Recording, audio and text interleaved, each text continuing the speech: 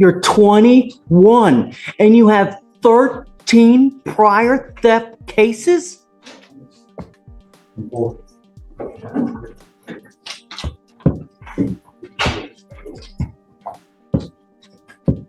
I'm really unhappy with you, Mr. Waters. When does it stop? 14 theft cases by 21?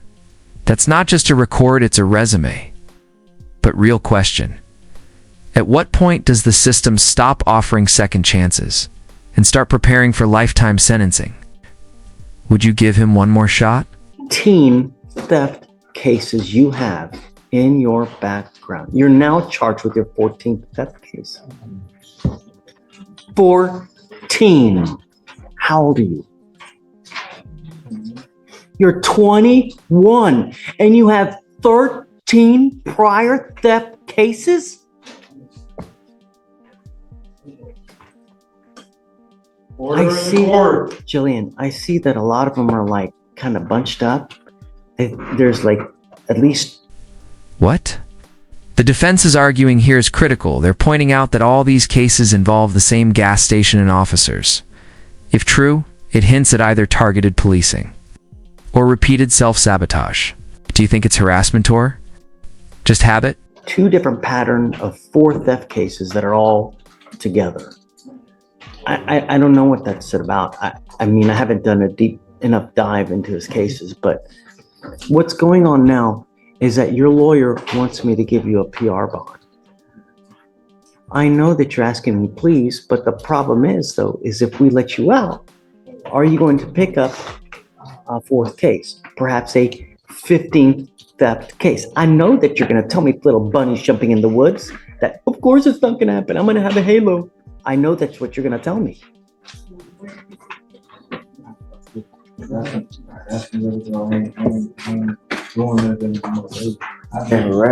I got numbers, I got witnesses.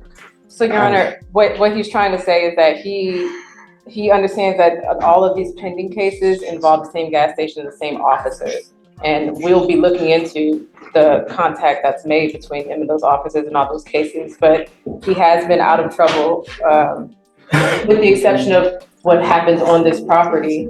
Baby on the way, a father gone missing, and 13 priors stacked like dominoes. The cycle isn't just repeating, it's inherited. And the judge sees it coming a mile away.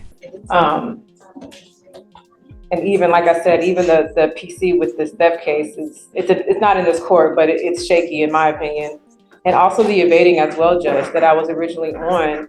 He's backing up from the officers. He's walking slowly. When the other officers get there, he's still at the location. He didn't evade, I would argue. But it met PC, and so we're gonna fight that. But it's not an evading where he just took off running. 13 prior theft cases. Who do you have in your life that's out to help you? I got my girl, I got my baby mama. I got a baby on the way, you know, and I've been staying out the way. Oh my Lord. You have a baby on the way. I've been staying out the way, I promise you. Mr. Waters is expecting his very first child. Him and the mother are together. She's very supportive. She was here last week when he was initially arrested. So they're working together Let me to ask you this. create a life for their Do you family. want your baby to be like you? I don't even want to be like my dad. I promise. Where's your dad? I don't know. Somewhere in Katy.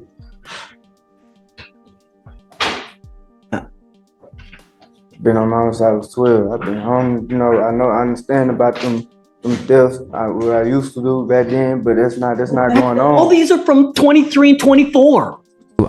This is the contradiction at the heart of so many cases. The cops won't leave me alone, but also he keeps going to the same gas station where it all happens. It's like standing in the rain and being surprised you're wet. What do you mean back then? This ain't been going on though, like just ever since I came home, when you gave me the PR, I ain't been doing none of that no more. I just been staying out the way. And these same officers just keep on harassing me, jumping out on me, and I can't even go to the store to get it. You have the same officers that keep listen, when you're trying to think of something to say, you're not listening. If you know that you have the same officers that are coming after you over and over and over. Yet you continue to go back to the same gas station over and over.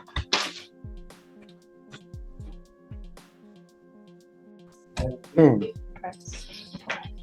Jillian, Judge, I mean, I'm sure it's probably a condition of his felony, but a condition can definitely be that he has to stay away from the gas station. That seems to be his only, like, the only thing I see that he has done is that he either lives around there or he continues to believe that because they sell him things that he doesn't have any issues, that maybe he is or is not allowed, we don't know, to be there. To his knowledge, he is allowed. But that seems to be the only thing he's done wrong since I've represented him. what I'd like to do, number one, is I would like to compile a list of every theft case that he has, every single place that he's picked up a theft case from. Arand. There it is. The judge says it plain. Yes. You are the epitome of self-destructive behavior. But instead of jail, she's offering a monitor, a job fair, and a lifeline. Can structure save him where the streets failed? Number two, I want to know where he's going to go. I'm not taking your word where you're going. I want to know, and I want to talk to them myself where you're going to go. So I want to know. And just your baby mama, I don't know. I got numbers right now. We'll get there, but I'm not letting you out to roam the streets. I'm not roaming no more. I got somewhere to stay. I'm not roaming. We'll get his address and have him. I want to know every single theft case here. Where are they from? Why? Okay. And then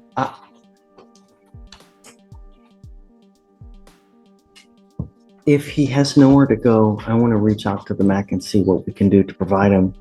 And you need to start working. You have way too much time on your hands, and you are the epitome of self-destructive behavior. You need something to do with your life, Mr. Waters. You need to get a job. So this is what we're going to do.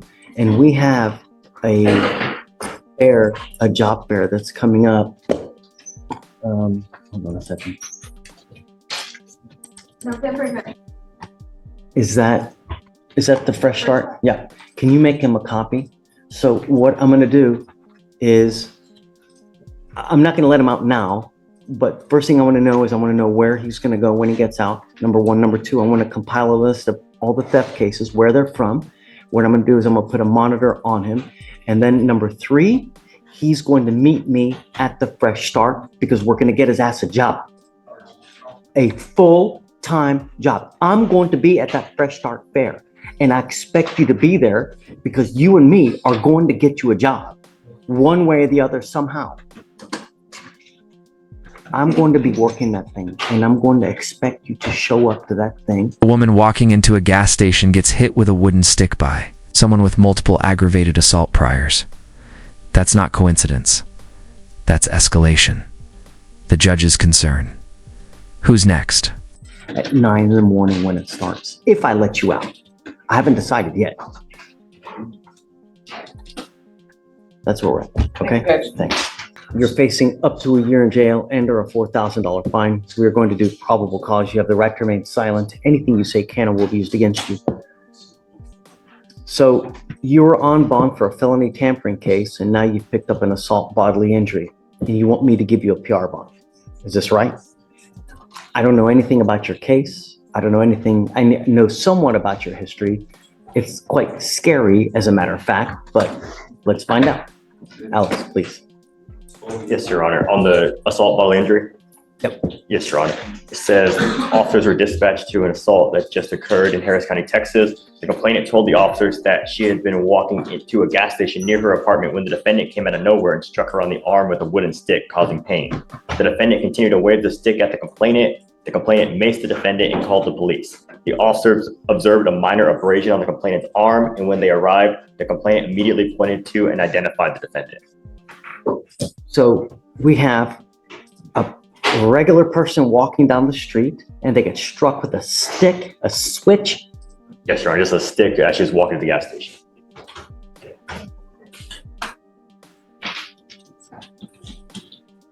Looks like in 22, you were In 2020, you get charged with an aggravated assault with a deadly weapon. 22, you pick up another aggravated assault with a deadly weapon. And now you have an aggravated assault of a family member that was dismissed in June, not 3 months ago. And now you've picked up these two cases. Sir, this I had two head injuries. As you can see on my right side, my left side. And I don't remember hitting her with no board. Okay. I need to make sure that the public is safe. And I don't know, Josh. I mean,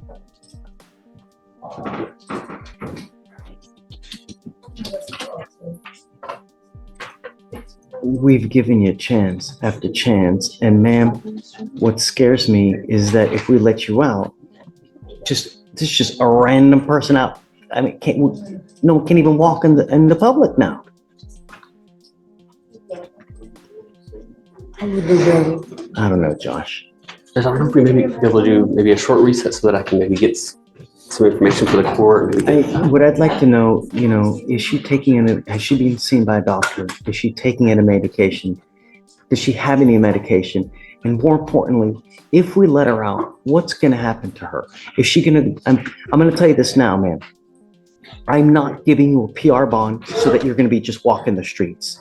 If you have a place to go, if you have a loving home to go to, perhaps. But until I know that, and I know that if you're taking any medication or you're supposed to, and that's going to happen, then perhaps. But I'm not letting you out to walk the street. Okay. So find that information and then we can. Okay. Okay. Thanks, Josh.